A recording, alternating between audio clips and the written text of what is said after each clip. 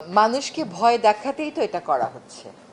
মানুষ যত নির্বাচন চাচ্ছে, মানুষ যত নির্বাচনমুখী হচ্ছে, সরকার যত কঠোর অবস্থানে যাচ্ছে নির্বাচন নিয়ে, সরকার যত স্পষ্ট অবস্থানে যাচ্ছে নির্বাচন নিয়ে, ততই নির্বাচনের ব্যাপারে বা পরিবেশটা একটা ভীতিকর করে ফেলার জন্যই তো এই কাজগুলো করা হচ্ছে।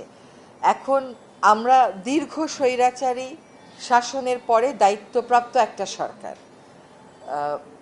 আমাদের পক্ষ থেকে আমরা স্পষ্ট বলতে চাই যে নির্বাচনের যে তারিখ ঘোষণা করা হয়েছে, নির্বাচন সেই তারিখই হবে।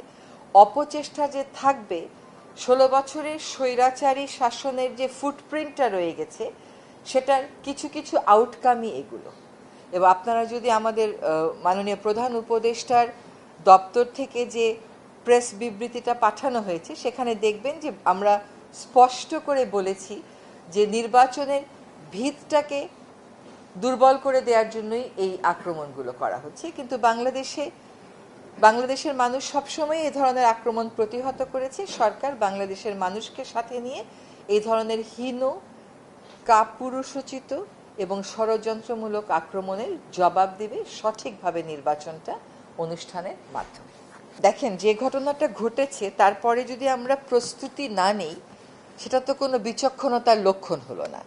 এটাকে আমি প্রস্তুতির কথা বলবো, যাতে করে আমার প্রতিপক্ষ কোনো রকমের আর সুযোগ নিতে না পারে।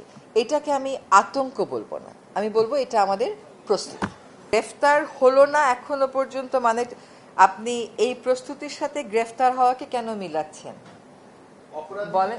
অপরাধী পার পেয়ে গেল কোথা থেকে? অপরাধী পার পেয়ে গেল কোথা থেকে? সকল অপরাধী ধরবার জন্য আমরা তৎপর আছি। তো আমরা বলছি না, আমাদের থেকে বারবার স্পষ্ট করা হয়েছে যে অপরাধীকে ধরবার জন্য সর্বাত্মক চেষ্টা করা হচ্ছে, সর্বোচ্চ চেষ্টা করা হচ্ছে।